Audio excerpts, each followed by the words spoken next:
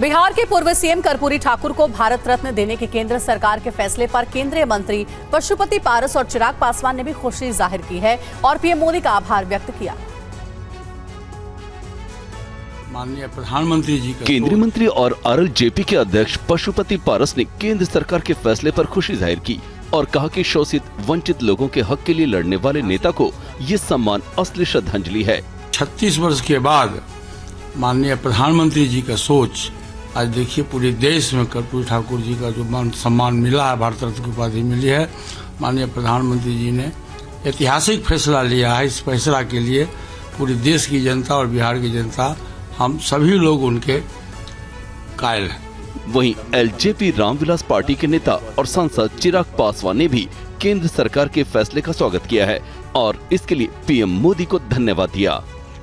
लंबे समय से न सिर्फ बिहार वासियों की बल्कि देशवासियों की ये मांग रही थी कि कर्पूरी ठाकुर जी को जन सेवा में उनके योगदान के लिए, जिस तरीके से उन्होंने पंक्ति पर अंतिम पायदान पर खड़े व्यक्ति को मुख्य धारा के साथ जोड़ने के लिए आजीवन उन्होंने प्रयास किया, उनके इस प्रयासों को मद्देनजर रखते हुए भारत रत्न उनको जरूर मिलना चाहिए।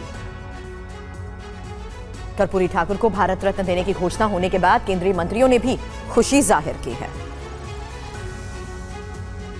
गृह मंत्री अमित शाह ने कर्पूरी ठाकुर को भारत रत्न देने की घोषणा के बाद खुशी जाहिर की। अमित शाह ने अपने सोशल मीडिया पर लिखा कि आज प्रधानमंत्री नरेंद्र मोदी जी के नेतृत्व में सरकार द्वारा कर्पूरी ठाकुर जी के जन्म शताब्दी वर्ष पर उन्हें भारत रत्न से सम्मानित करने का निर्णय उनके अथक संघर्षों को सच्ची श्रद्धांजलि है। इस निर्णय से युवा पीढ़ी कर्पूरी बाबू के विशाल योगदान को जान पाएगी। वहीं रक्षा मंत्री राजनाथ सिंह ने सोशल मीडिया पर लिखा कि कर्पूरी ठाकुर जी को भारत रत्न देने का निर्णय सामाजिक समरसता एवं गरीब कल्याण के विचार का और सार्वजनिक जीवन में उनके योगदान का सम्मान है। इस निर्णय के लिए मैं राष्ट्रपति को धन्यवाद देता हूं एवं प्रधानमंत्री नरेंद्र मोदी का हृदय से आभार व्यक्त करता हूं।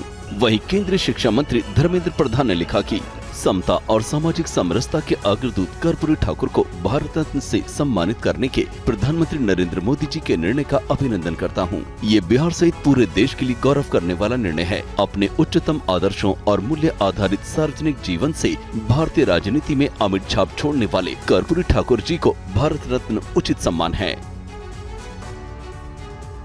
बिहार के पूर्व सीएम कर्पूरी ठाकुर को मरणोपरांत भारत रत्न देने की घोषणा होने के बाद समस्तीपुर में उनके परिवार ने भी जश्न मनाया।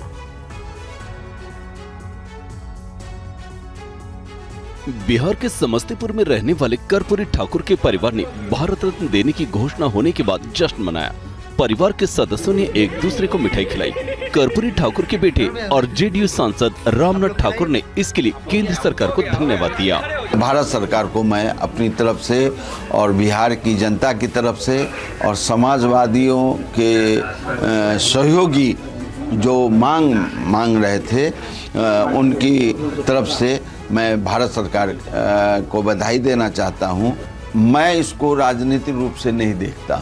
मैं देखता हूं जो मरने के 36 वर्षों के बाद जो उनका 100वां वर्ष कल होने वाला है, उस उपलक्ष्य में भारत सरकार कोई निर्णय लिए हैं कि 100वां वर्ष पर जननायक कर्पूरी ठाकुर जी को भारत रत्न की उपाधि दी जाए। केंद्रीय मंत्री गिरिराज सिंह और अश्विनी चौबे ने भी कर्पूरी ठाकुर को भारत रत्न देने की घोषणा पर खुशी जाहिर की। क्या कहा, देखिए।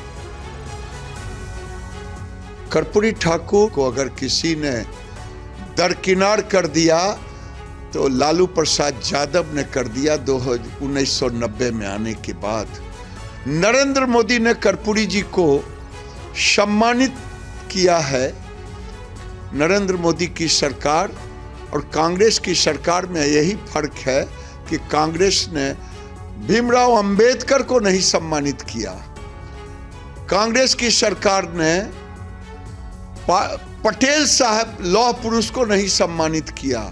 गुदड़ी के लाल जननायक कर्पूरी ठाकुर जी का आज भारत रत्न की उपाधि से जो उन्हें सम्मान दिया गया है, सचमुच यह अत्यंत ही हर्ष का विषय है। इस ऐतिहासिक निर्णय के लिए मैं आदरणीय प्रधानमंत्री श्री नरेंद्र भाई मोदी जी का हृदय तल की गहराइयों से बहुत बहुत आभार व्यक्त करता हूँ। और बिहार के पूर्व सीएम भारत रत्न कर्पूरी ठाकुर की आज 100वीं जयंती है। इसे लेकर आज बिहार में तीनों प्रमुख पार्टियां बीजेपी, आरजेडी और जेडीयू बड़े कार्यक्रम करने वाली है। ये रिपोर्ट देखिए। कर्पूरी ठाकुर को भारत रत्न दिए जाने के फैसले से बिहार की सियासत में वैसे ही हलचल है। इस बीच आज कर्पूरी ठाकुर के जन्म शताब्दी समारोह में बिहार की तीनों बड़ी पार्टियां बड़े बड़े कार्यक्रम करने वाली हैं। आज पटना में होने वाले इन कार्यक्रम को लेकर भी जमकर सियासत हो रही है। इस मुद्दे पर बीजेपी और जेडीयू आमने सामने हैं। आखिर क्यों, आइए आपको बताते हैं। दरअसल पटना में जेडीयू की बड़ी रैली है जिसमें सीएम नीतीश कुमार शामिल होंगे। इसके बाद नीतीश कर्पूरी ठाकुर के गांव भी जाएंगे। वहीं बीजेपी पटना के मिलर ग्राउंड में कार्यक्रम करने वाली थी, लेकिन प्रशासन ने ग्राउंड में कार्यक्रम की अनुमति देने से इनकार कर दिया।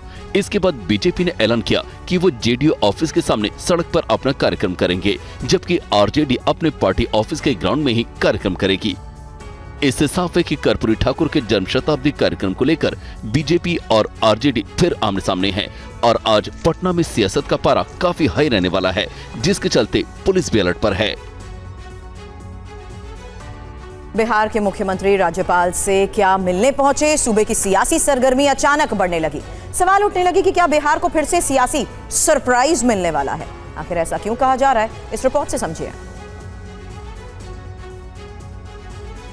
बिहार के सीएम नीतीश कुमार कल अचानक राज्यपाल से मिलने पहुंच गए। नीतीश के साथ थे जेडीयू के सीनियर लीडर और मंत्री विजय चौधरी। राज्यपाल के साथ करीब 40 मिनट तक नीतीश की बैठक चली। नीतीश की बैठक से निकलते ही बिहार के सियासी गलियारों में कई तरह की चर्चाएं शुरू हो गयी। ये अटकलें कुछ समय से चल रही है कि नीतीश वापस एनडीए में जा सकते हैं। ये अटकलें तब और तेज हो गयी जब बीते 10 दिसंबर को नीतीश और अमित शाह के बीच मुलाकात हुई। बीते दिनों एक इंटरव्यू में अमित शाह ने नीतीश के एनडीए में वापसी को लेकर पूछे गए सवाल पर ये कह दिया कि सबके लिए दरवाजे खुले हैं।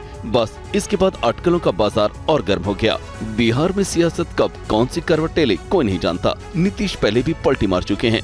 बीजेपी से नाता तोड़कर आरजेडी के साथ गए, फिर बीजेपी के साथ आए और फिर आरजेडी के साथ चले गए। बिहार में 13 और 27 जनवरी को प्रधानमंत्री मोदी की रैली होनी थी, लेकिन अचानक रद्द कर दी गई। प्रधानमंत्री मोदी 4 फरवरी को बिहार जा रहे हैं। उससे पहले नीतीश और राज्यपाल के बीच हुई मुलाकात से इस ठिठुरती ठंड में सियासी पारा हाई हो गया है।